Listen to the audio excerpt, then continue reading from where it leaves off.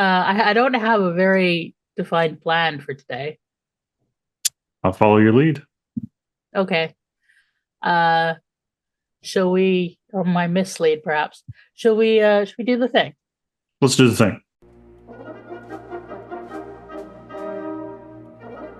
Hi, friends. Howdy, y'all. It's Muppet Sex and Trauma. I'm Sara Ezzat. I make the Fat Culture Critic videos. I'm Josh Gosdin, and I'm a big old nerd who's excited to be here at the end of season 3. And it's just family today, just the two of us. Because we are doing a season 3 wrap up discussion thing. We've got some questions from our listeners. It's also vaguely our Halloween special, as this will be going out on November 1st. Yay! And my hat does not work over the headphones, but I do I do have a witch's hat for the listeners. It does work overall, I'll tell you what. We'll see if that stays on. Anyway, so I've got a Halloweeny. Nope, Yeah, that's not just barely half a second. Oh well. So I do have a Halloween themed question that I came up with. Okay, good. So yeah, okay. So season 3, also known as Season of Death. Yeah, jeez. And I have a list of episode titles here. So we started with Season of Death. They told us up front. Then we had Sons and Lovers, which thankfully ended the Joffy storyline. Then we had Self-Inflicted Wounds, Coulda, Woulda, Shoulda, and Waiting for the Wheel. And we said goodbye to Zahn. And then we mourned her in different destinations. And then Eat Me arrived, and we got 2 Johns. And also, we saw a Chiana and a Dargo death, because everybody's got to die in this season. And then we had Thanks for Sharing with the weird crustacean-y thing that goes on your head. Oh, yeah. Yeah. And then Green-Eyed Monster. That was a fun one. I loved the Budong. But anyways. Yeah. And then we had Losing Time, which was an episode that happened. I think you enjoyed it. Relativity. We got some big mama drama. Oh, jeez. And then Incubator. We got some Scorpy backstory. And then we had Meltdown and our sexy jazz.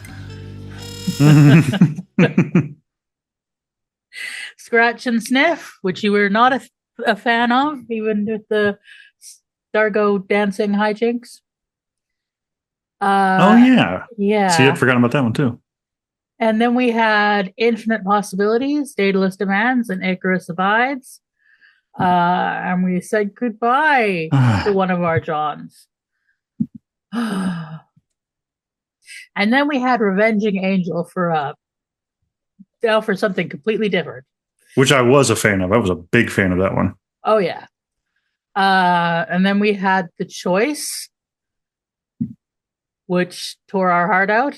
Claudia Black, acting her ass off as usual. So after The Choice, we had Fractures, where everyone came back together with more heartbreak. Finally, yeah. And then I Yench, You Yench. Which was both fun and awesome. And weird.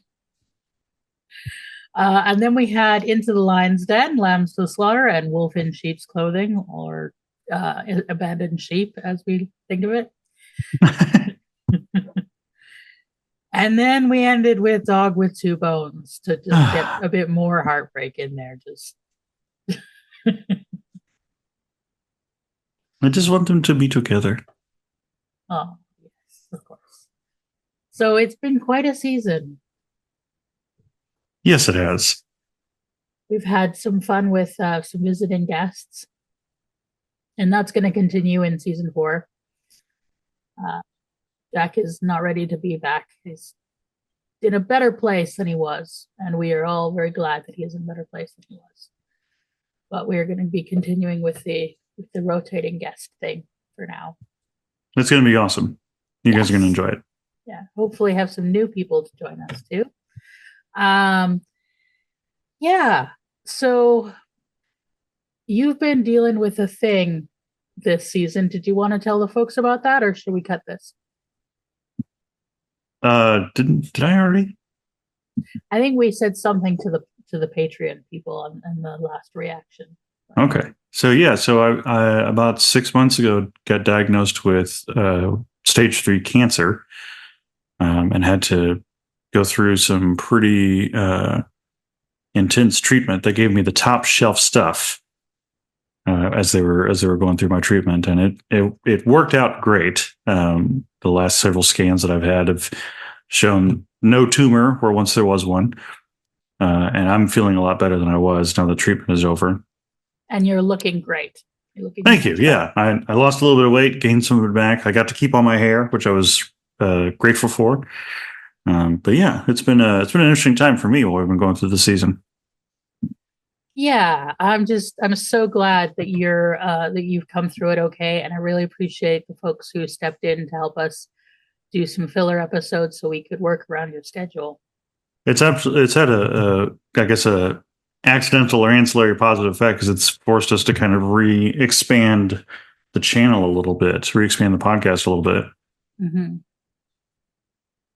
And I think you've been amazing at managing to do all the things through the stuff, and also to advocate for yourself when you need more time and more rest. It's been challenging for sure. It has not been easy, but no, yeah, it's been really helpful to be surrounded by supportive friends, loving family. So it's been a good time. And your wife, because you also got married. I did. We were going to get married next month, and then we moved everything up when I got my diagnosis and got married back in May around Memorial Day, the American holiday. So it was a good time. Yeah. Marital bliss, only slightly marred by battling a deadly disease. And we like Mrs. Josh very much. She's pretty great. So yeah. So that's and then on my end, I had to adjust to a diabetic diagnosis, which was less of an issue, thankfully. But yeah, that has been an interesting lifestyle adjustment. But it's going well. I can easily imagine. Yeah. So yeah, that was our personal challenges this year. Coincided well with a lot of the challenges the crew of Moya was having to face. Well, none of us died, thankfully. nor did we get doubled. So that we know of, anyway. Might be, yeah.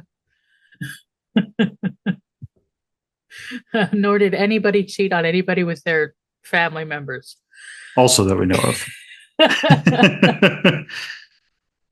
So we had ordinary human life stuff rather than fantastical space drama. Yes, we did not no space opera stuff in our lives. The big fantastical big drama is everything going on as the world burns. It's been a great apocalypse. Yes. Like, of the apocalypses that I've lived through, this has been my favorite. Hey. I liked the apocalypse with the baking of the banana bread and stuff.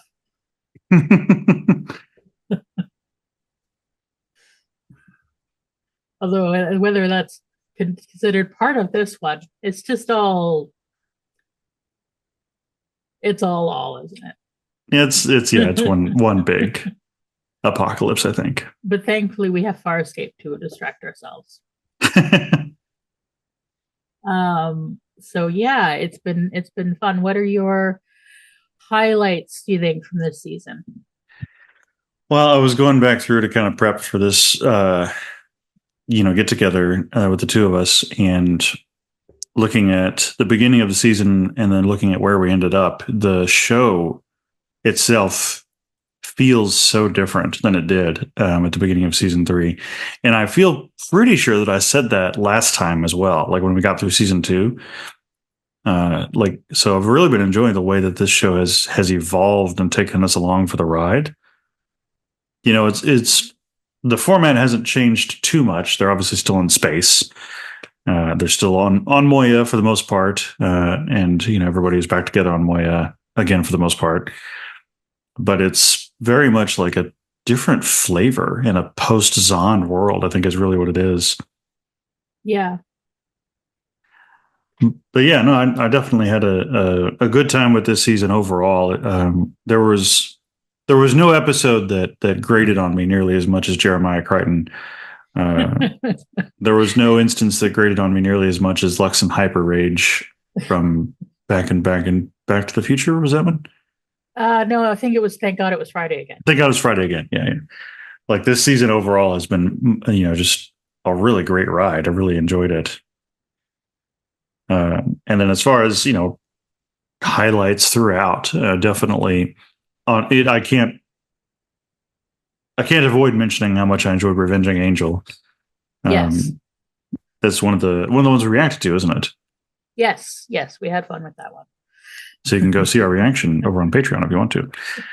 And I grew up on the Looney Tunes cartoons, and so the aesthetic in general was just great, and it was just pitch perfect execution in that particular episode. I loved how they handled Zahn's exit. Obviously Virginia Hay left the show, and they spent time on that in a way that was really satisfying, and like even up until I think she even got a passing mention in Dog or Two Bones. Like she hasn't been forgotten; her influence isn't gone. Yeah. So that's been really great. And finally, getting some resolution to Crace and to Talon, vis-a-vis their deaths, but still getting that resolution again very satisfyingly. Like I definitely feel like this season stuck the landing on pretty much everything that it set out to do, except the Joffrey stuff. I think. Well, I think that ended as best as it possibly could. I was going to say it stuck the landing by getting rid of Joffrey. Like that was the perfect way to end that, was to get him the hell out of there. Yeah, but I do think that as annoying as that whole thing is, I think that there is a case to be made that it's an interesting thing for that. At least it was in character for Chiana. Yeah. Even as it was a catastrophically stupid mistake, it was an in character catastrophically stupid mistake. And I like that, we had to deal with the fallout of that we had, in terms of Dargo and Chiana finding a way to be friends, which has been lovely. And I think last season I mentioned several times how much I enjoyed their relationship and I enjoyed them together. So I am a little bummed that they're no longer together, but again, I'm satisfied with how they've handled it. Yeah. Like I'm bummed in story where I'm like, oh, I like these two characters and I like their relationship and I want them together. But as a viewer, I am satiated in how they've handled it. Yeah. One of the highlights for me was, in terms of our discussions, was the discussion we had with Zilla around different destinations, where we talked about grief and where they and I were really processing a lot of our feelings about the situation in Palestine, Israel, the Levant in general, which continues to be it continues to be a source of great pain, and continues. Then Zilla and I continue to lean on each other through that. But that discussion was very cathartic, and and I think we said some useful things, and yeah. It was not an easy discussion. I'm sure it wasn't an easy listen, but it was a very meaningful one to us. It wasn't an easy listen, but it was an important listen. And I mean, if anybody wants to go back and rewatch or re-listen to that episode, you won't hear me very much because it was, you and Zilla both definitely have a lot more personal attachment to the ongoing situation, and it was just an opportunity for me to help make space for y'all. You will hear him be very affirming, which is very good. It was very much appreciated. Yeah, I appreciate that. Thank you. So yeah, and on that note, of course, we would encourage you as always to seek out ways to help if you can. Mm-hmm. And yes, Zon leaving was very, very sad, but as you say, she is remembered throughout. Yes. And then we got a new cast member in this season. So what was your experience with Jewel?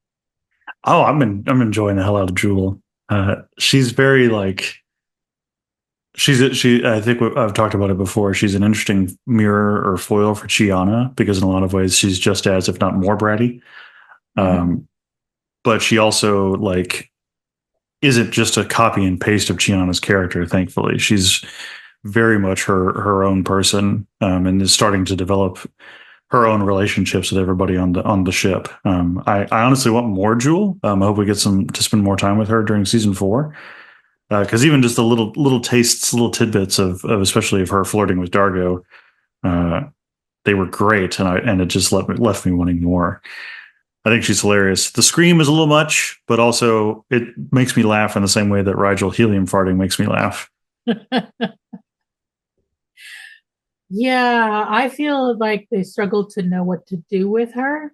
Mm-hmm.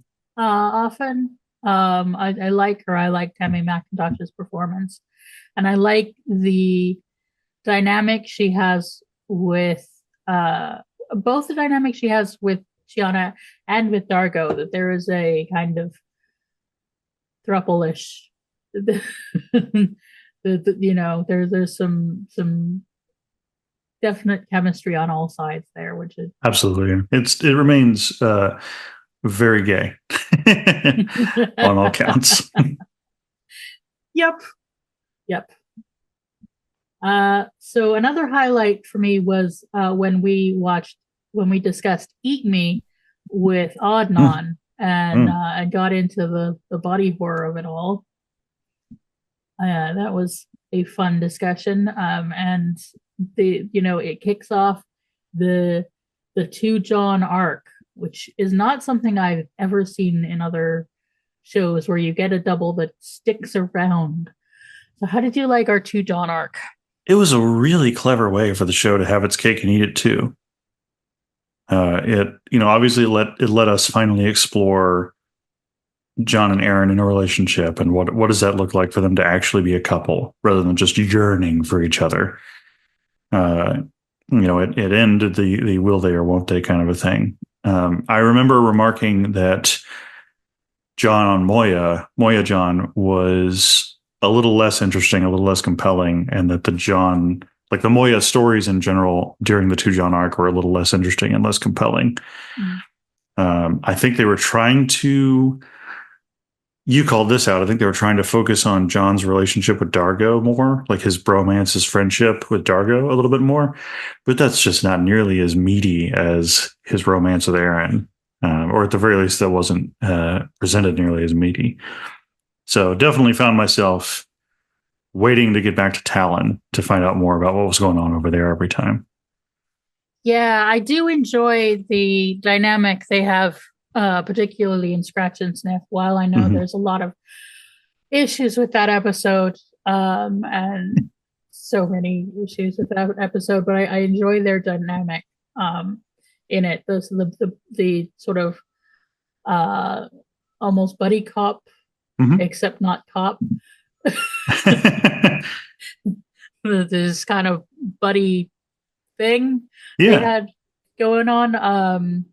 But yeah, it's not as compelling as everything with Aaron and John because Claudia Black isn't there, and sure.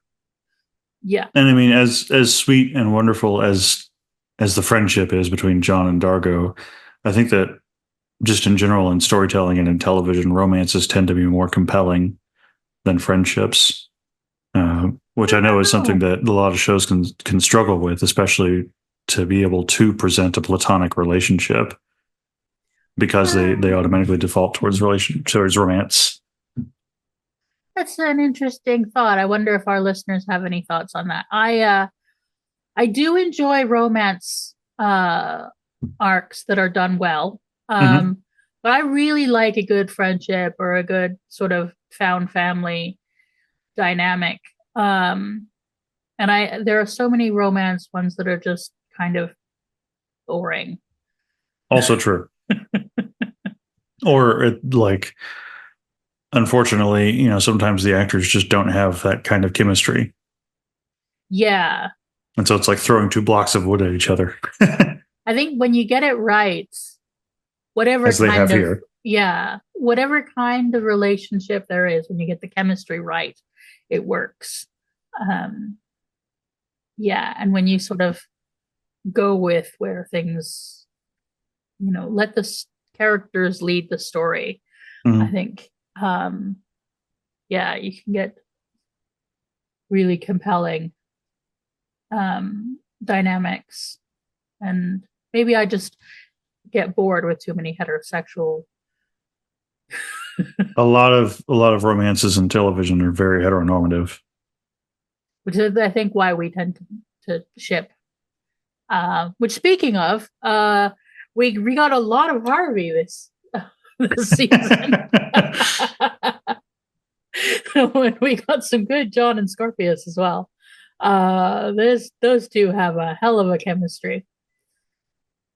Having them finally, I guess, team up, sort of like technically team up, in the Into the Lion's Den. I've also got the episode list pulled up. Um, was satisfying and was great, but also having John and Scorpius stay like at spicy odds with each other Mm-hmm. is definitely how I prefer their relationship. And so I got a lot more of that with John and Harvey, which Harvey was just fun, and it really seemed like the actor was just having a lot of fun with Harvey as well. Mm-hmm. And his outfits. Well, yes, and I mean, can't beat Wayne Pigram in Scorpius makeup and leather in a Hawaiian shirt. Well, he looks good in a tux as well. Who doesn't? Yeah. There is more Harvey to come next season, Oh, including good, more good, good. outfits. Maybe we'll do a Harvey outfit roundup. If only there was a YouTube channel dedicated to costuming. Well, there isn't anymore. Yeah. Actually, there are many. There are many. That's part of why I went in a different direction. Yeah, the romance, uh, the relationship that we got. Mm. I just love the relationship between Cal and John and Aaron. Just the green-eyed monster. The fact that they sort of have to. We see the worst of John before they Mm. finally get together. We see him be a jealous idiot, and I still love that was Ben Browder writing his character at his worst.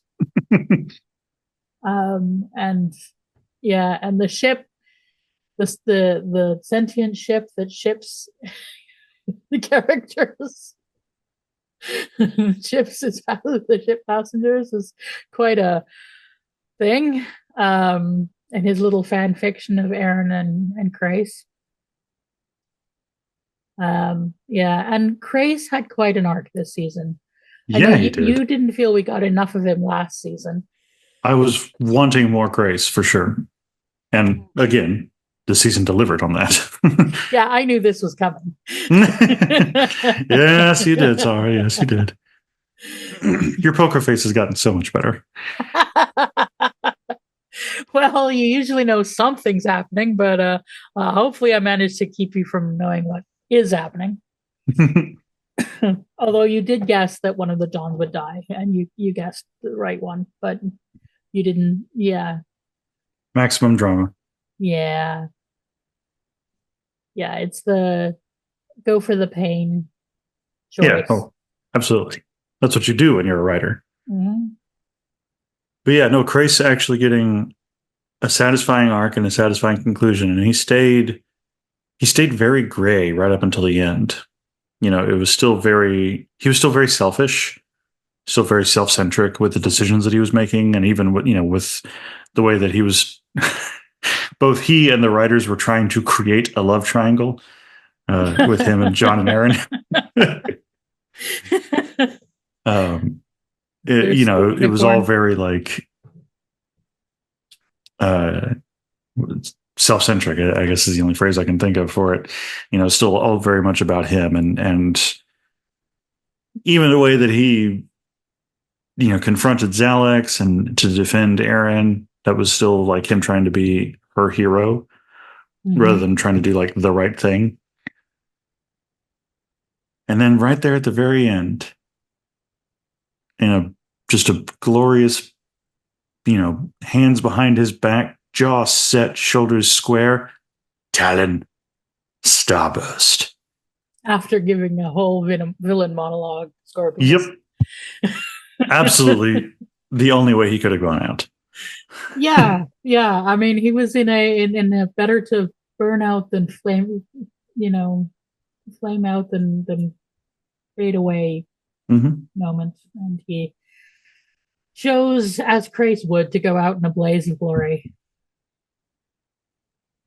And speaking of of glory, holy hell, the production that we had in that episode. Just the whole season, Yeah.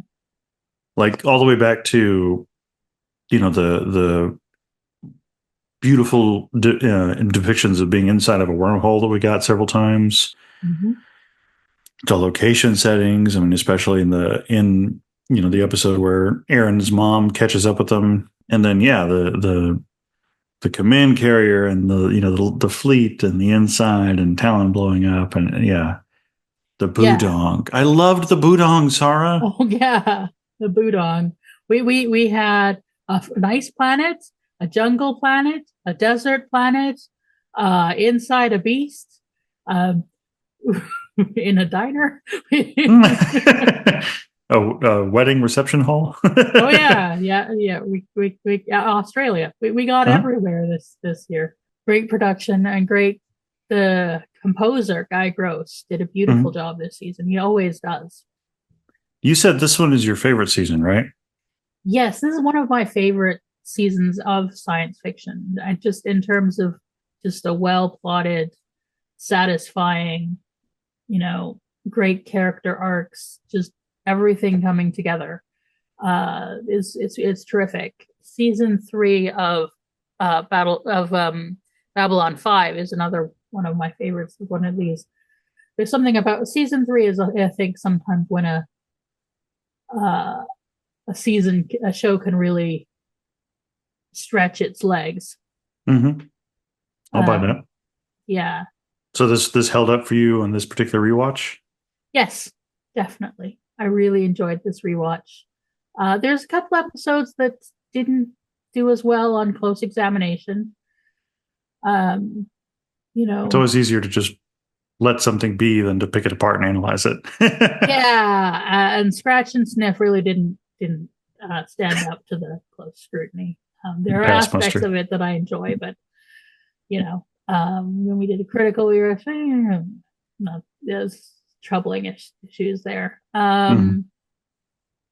But yeah, Revenging Angel, I think, gets better with every watch. The choice better with every watch. And one thing that we could not discuss at the time was we now know that she would have been pregnant during that episode, Mm-hmm. which it Mm-hmm. had a layer that Oh, I was geez. thinking about. that I Blow couldn't my really mind. discuss at the time.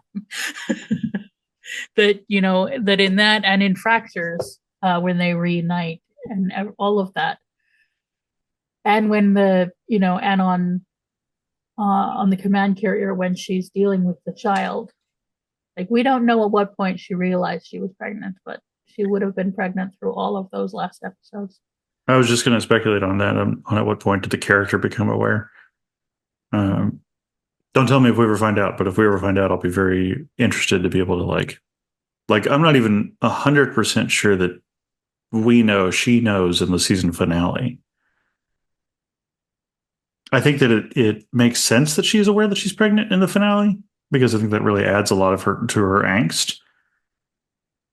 But it was so subtextual and such like a twisty reveal at the end that I'm not actually sure if we know that she knows. Well, the writers kept it very close. Even in production, most of the people on set and most of the actors thought that the secret that was being whispered was Aaron loves you, Mm-hmm. um, which is not a secret. Right. We've been knowing that since season one. But yeah, so only Melissa Jaffe, who is the old woman whose name we do not know yet, um, and Ben and the people who were filming that scene specifically knew what the actual thing that was revealed would be. So to keep it as much of a surprise as possible. Even Claudia Black didn't know? I don't know if Claudia Black knew. I imagine she probably did because they did a lot of breaking down the story with as a group with her and Ben Browder and the writer. So I the my information didn't say whether she knew specifically, but that would be really interesting. See that intrigues me even more then about like when do we know that she knows? When does Aaron know? Does she even know now? Season 4. So very excited to go forward with this. Yes. This is going to form part of season 4. You don't say. We're going to have some follow up on this. Strangely enough, yes, the conception of children often has consequences of one kind or another. Yes. What else are you looking forward to in season 4? Well, like I said, more of our newer characters, like Jewel and if Old Lady's going to stick around, Old Lady. That's a really good cliffhanger. I'm curious to know where the hell that wormhole came from and why then. It very much feels like forces, higher powers are messing with them in ways that we don't yet understand. They don't understand. And yeah, now that up until this point, the central conflict of the show has been basically resolved. I'm very curious to see what is going to continue to drive drama going forward. Like if it's going to reinvent itself again, or if the characters are just plumb wrong and the peacekeepers do still care about them.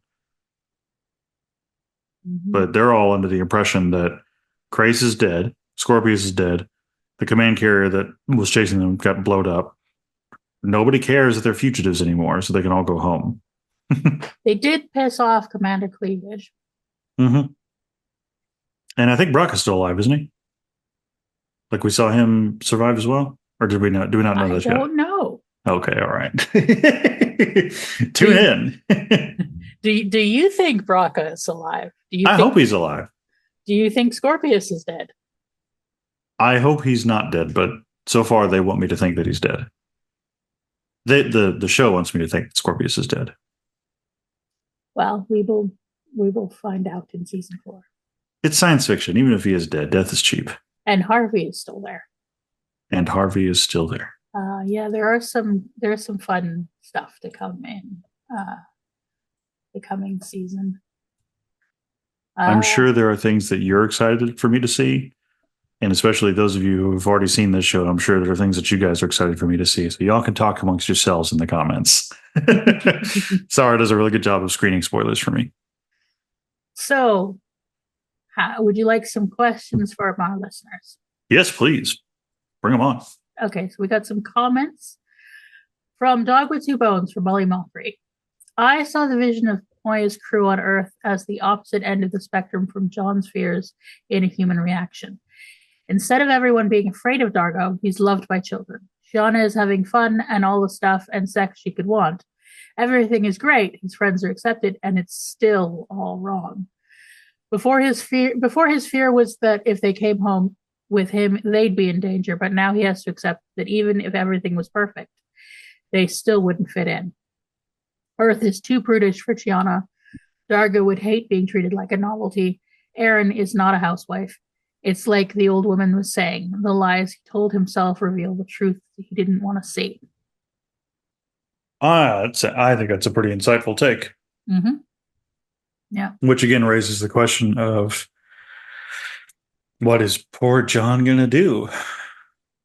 Mm-hmm. I mean, at this point, he's even wavering on the notion of like if getting home is still his ultimate goal. Because he's found something. He's found something wonderful that he loves out here, but also B, more and more, it's starting to seem like using wormholes is just getting more and more dangerous. For any number of reasons, not the least of which are like existential questions of the fabric of the universe unraveling. Mm-hmm. Comment on our Wizard of Oz video, which was Danny and I watched Wizard of Oz, and one of the things we discussed was the fact that that the song "Ding Dong, Witch is Dead" got charted again after Margaret Thatcher died. So Jenny Toon comments "Ding Dong," and then says, "Now I picture the Wicked Witch clutching a handbag and speaking with Mrs. T's imperious, patronizing tones." That sounds about right. Okay.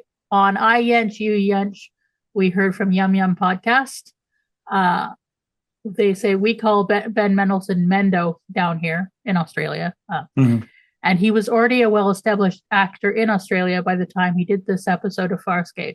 If anything, it was quite the pull for the series to get him on, but I'm glad to see him play a total freak. I'm sure he enjoyed that as well. You get a lot of folks like that who are, if they're sci-fi fans or fans of a particular show, that they're just excited to be there. Like, yeah, sure, make me a Klingon. Who cares? I'll be blue. I'll be blue, Monkey Man. Dabba-dee, dabba-dee-da. Dabba-dee, dabba-da. Yes. Sorry. Oh, and we've also got another comment from Yum Yum Podcast on Two Bones from Twitter. I think this episode is one of Wayne Pigram's best performances. The somber and world-weary tone in his voice when talking to John after the wedding massacre. It's just so perfect. It gives me the vibe that this is Harvey having to play out the role John has Scorpio in his mind. That's an interesting take as well. Yeah. That any imagining of Scorpius that John would have is, by definition, Harvey. That's interesting. And we do actually have some questions that come from our Discord users. So, yeah, the Patreon people. From Hattie Bear, what do you think of John now versus season 1 John? How do you think his character has developed and changed? Oh, man. Well, he's definitely been humbled, that's for sure. He started off in season 1, and Jack was prone to calling this out a lot. He started off very like gung-ho action hero guy, and in a way that always made it seem like he thought he knew best. And he has spent the last couple of seasons learning and being humbled, not just the circumstances around him have served to humble him just as much as his own willingness to learn have humbled him.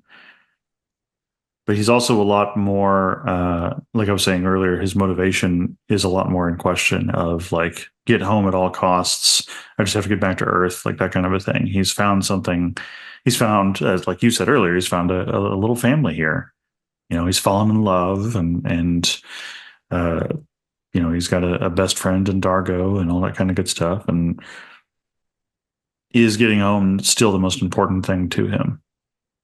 Or is protecting what he has more important at this point? Yeah, I mean, I think he's really been through he got completely broken down at the end of season 2. And Yes. then, with um the trauma that he had went with at the end of season 1, and then season 2 was a complete character break, unraveling. Mm-hmm. um while with just because of they leaned whole hog into the trauma and the effects of trauma, and to the point Yeah. where at the end of season 2 he had his brain dissected. Yeah. He was in the middle of a breakdown. Yeah. And then season 3 saw him build himself back up. Mm. And so he is a new person in so many ways, and he had the uh literal version of the sort of the way that trauma can sometimes divide you into two, Mm-hmm. and you have to reintegrate. But yeah, whether he's really reintegrated or just had to, he really has had to rebuild himself and find himself and become a new person, and has seen his best and worst side. And yeah, uh and then to make decisions about his future. And yeah, it's a hell of a journey. And there is more to come. Good. uh yes, but yeah, so even so far it has been a remarkable journey. From Laura: I've loved your discussion about Stark's neurodivergence. I'd be curious to hear you talk about whether you read any other characters as neurodivergent, especially Aaron. So I just talked about, John being, post traumatic, Mm-hmm. um, you know, PTSD whole thing. And that is a kind of neurodivergence. It's an acquired divergence, Mm-hmm. because, Rewires the brain. yep, trauma does actually alter the brain. Um, and sometimes mirrors the effects of ADHD. Although there are some aspects, I think, of ADHD that John has at times. I think, um, and just the way that uh, he thinks sort of out of the box, um, and just sort of the way he pieces together information sometimes reminds me of that. But Mm-hmm. Chiana, I think, uh, is I think Chiana could also be read in some ways as autistic, Mm-hmm. a different manifestation of it than Stark, certainly. But it does manifest differently often in people perceived as girls. Mm-hmm. We don't really know if that's a matter of the way that socialization works, or if it's hormonal, or what it is that it does manifest differently in people perceived as female versus people perceived as male. And then that's a generalization, because sometimes you get the female expected type in people who are perceived as male, or even people who are men, Mm-hmm. and sometimes vice versa. But there's um, a manifestation of being sort of a dreamer, and also oppositional defiance disorder, which both Shiana and Dargo display in different ways. Although that whether that is a manifestation of neurodivergence or something that is acquired by living as a neurodivergent person in a neurotypical world where people sort of expect you to, where you're a dolphin and people expect you to climb a tree. You tend to get a bit annoyed at the people who are telling you to do stuff. Mm-hmm. Yeah, oppositional defiance disorder is something I have, and sometimes I manifests as me being defiant against other parts of me, which is fun. But yeah, I think there's a lot of ways. As to Aaron,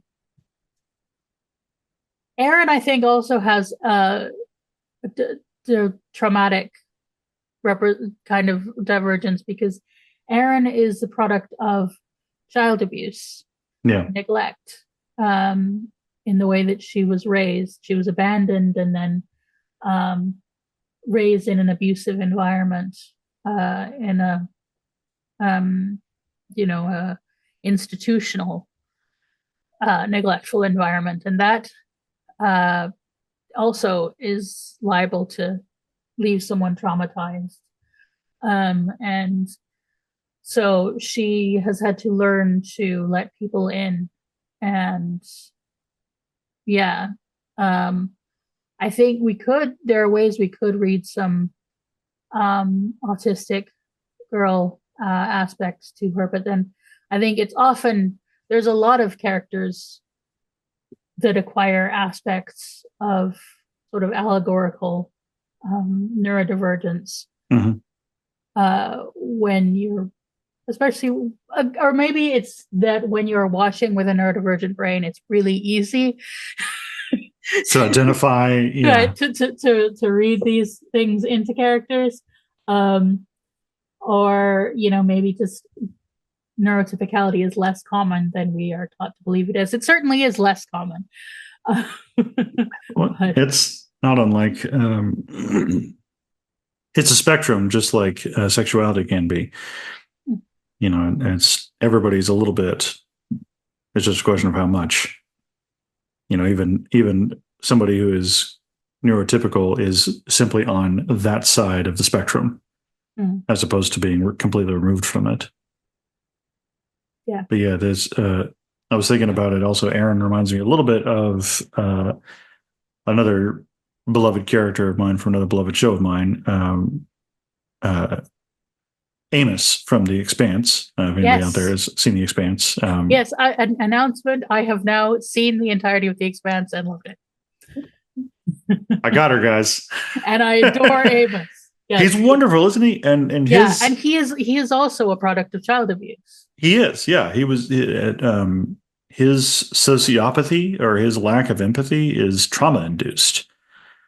Although I don't think it's a lack of empathy; it's just a different presentation of empathy, because empathy comes in different varieties, and this is something that, as a neurodiverse person, we sometimes deal with, is people thinking we don't have empathy when it's just that the empathy manifests differently.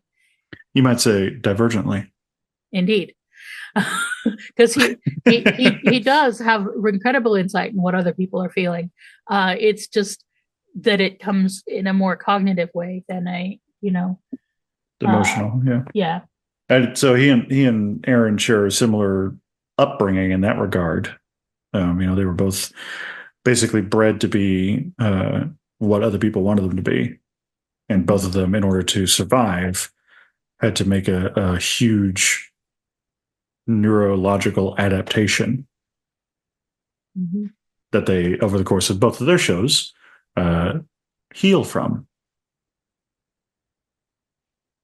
So yeah, I can absolutely co-sign a neurodivergent reading of Aaron for sure. Yeah, and it's a healing in that finding a way to work with who you are, rather than try to be like other people, but to find a way to be you in a situation that lets you be the best you that you are. Erin creates her own sense of compassion and her own sense of guiding morals. She doesn't just copy and paste what John tries to teach her. Mm-hmm. Yeah, there are times I think she tries to copy what John tries to teach her and it doesn't work. And then she needs to find her own way of doing things. And I love that. I feel like season 3 is almost more Erin's season than John's. In some ways, absolutely. Despite there being twice as much John, literally. Yeah, absolutely. Just that she comes back from the dead and then is gifted this incredible life gift from. It's a second chance that she gets, and she tries to pay forward with both Grace and her mom the things that she herself has learned. And it's more successful in one than the other. A little bit. A little bit. Yeah. So my question, the Halloween question is, what do you think our characters would wear as Halloween costumes? Oh man. I mean, I do think that John would be Captain Kirk if he could. Is that a Halloween costume or is that just John? Just John. No, yeah, I think he would either be Captain Kirk or he'd be a cowboy. He'd put on the hat and the vest and everything like that. Yeah. Erin wouldn't see the point of dressing up, but would begrudgingly do it just to make John happy. And I think she would pick something that is not typically feminine, but something that really like speaks to her. Okay. What that is? She'd make a great Artemis if she decided to dress as a Roman god or something. As a literal goddess, yes, Sara. She is wonderful. You're right. Who would Dargo be? I don't know. Dargo's a tough one. I think Dargo might have fun playing Darth Vader. He would enjoy the voice. I think John would want Rigel to be Yoda. And then Rigel would claim to just be himself. And would put on all of his finery that he doesn't always get to wear. Yeah. But yeah, John would be disappointed that Rigel doesn't dress up as Yoda.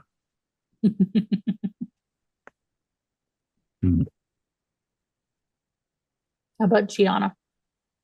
See, it's so easy to think that Chiana would just go through the Halloween costume aisle of any department store and pick out the sexy whatever, sexy nurse or sexy taco or whatever.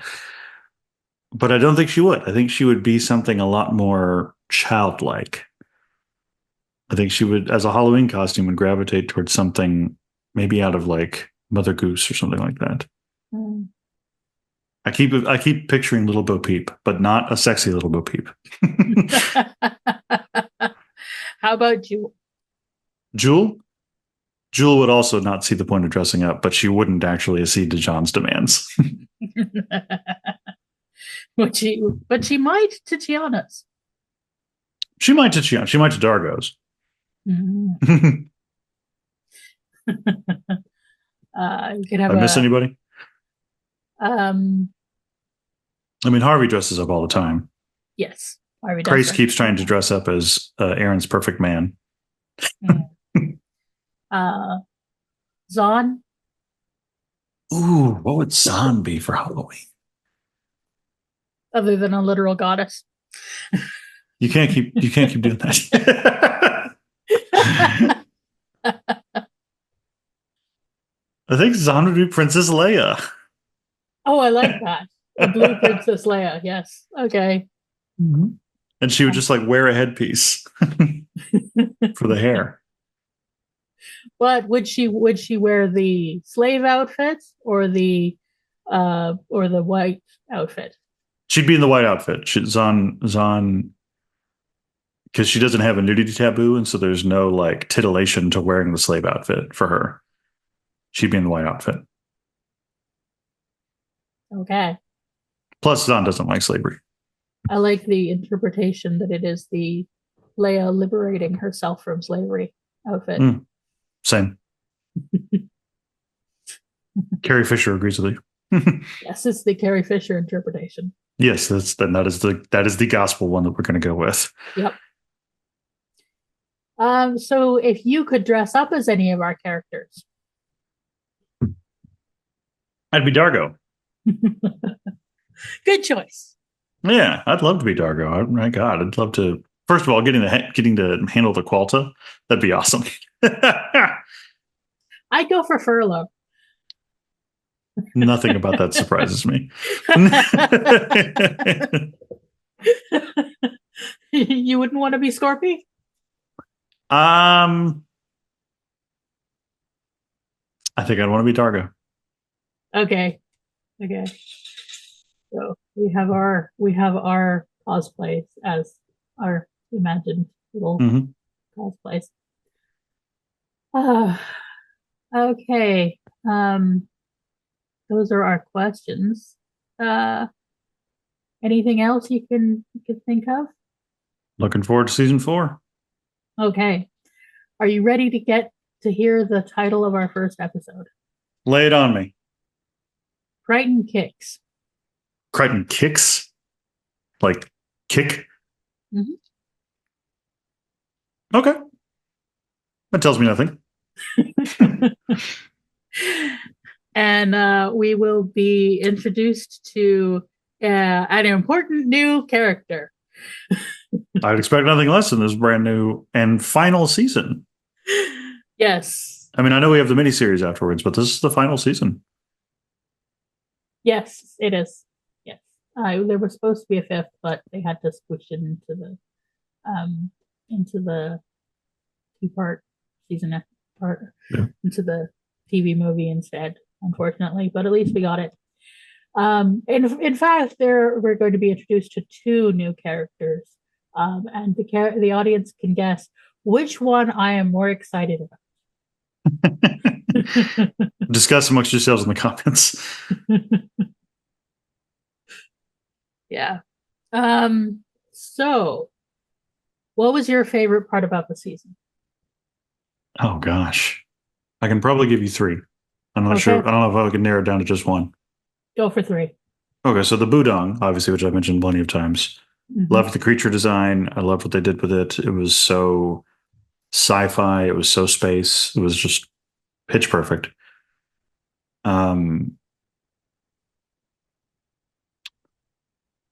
Finally, John and Aaron getting together, even though it then became tragic. And yeah, I think pretty much all of Revenging Angel. Like top to bottom. Okay, my favorite. I'll do sort of top 3. So third from the top is the end of Revenging Angel when Dargo and John have their moment, their wonderful bro moment of I would never take revenge on you. And the button of it's just I could never I couldn't explain that to you. And number 2 would be the coin toss. Just the coin toss. And number 1 is do you want to name some stars? Number 1 is what? Do you want to name some stars? Yeah. Yeah. This is a good season.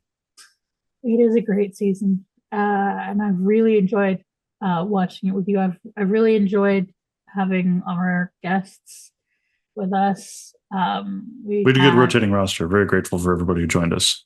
Yeah, we want to thank Terry from Pink Dumbles. We want to thank Ren for coming many times. We love our Ren. We love Ren.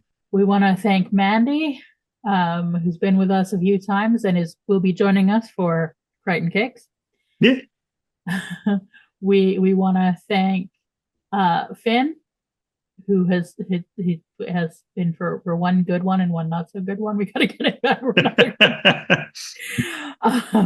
And Adnan and Zilla, they have all been wonderful. And yeah, and Danny as well, who stepped in to for a Wizard of Oz discussion. And yeah, it's been a lot of fun. And also we had Vera and we had Jesse, our visitors from other podcasts. And Charlie. And Charlie, yes, we had a visit from Charlie. They had said that they wanted that from the very beginning when I first talked about having guests. They had chosen that episode because it was perfect. So yeah, if I forgot anyone, I'm sorry, and thank you to all of our patrons. We super appreciate you.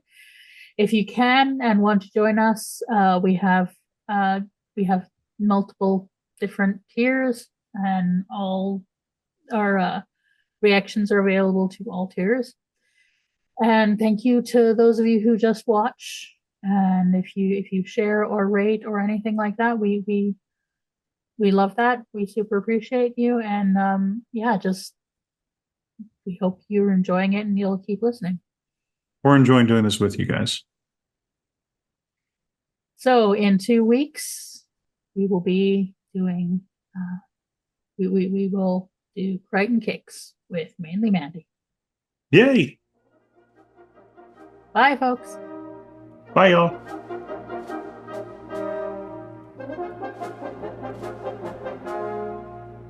So I don't really have a segue. Well, we should introduce ourselves first. Yes. Yeah, we'll do that bit. Hi, friends. Howdy, y'all. Hi. Sorry, I delayed. I was like, wait, do I go? You go. Hello. Let's do that again. Hi, friends. Howdy, y'all. You gonna say something? Oh, I suppose. I could just sit here and just stare at you awkwardly and just make for the weirdest podcast ever. Hi. Oh, you're so obnoxious. Here, you want to get out? You want to get out so bad? There you go. Jesus.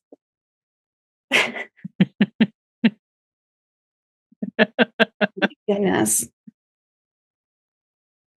Trying to have a nuanced conversation. He's just meow, meow, meow. Her voice is different. Ah. She's younger now. Oh dear, they're aging backwards. Mm. The AIs are onto us. Gold. I forgot I hadn't started recording. Oh, you guys, you threw me for a loop with this one, not gonna lie. That Yeah. was Join the club. That was a ride. Join the damn club. Whoa. All right. If you like pina coladas and parental drama, parental issues. Have we got a show for you?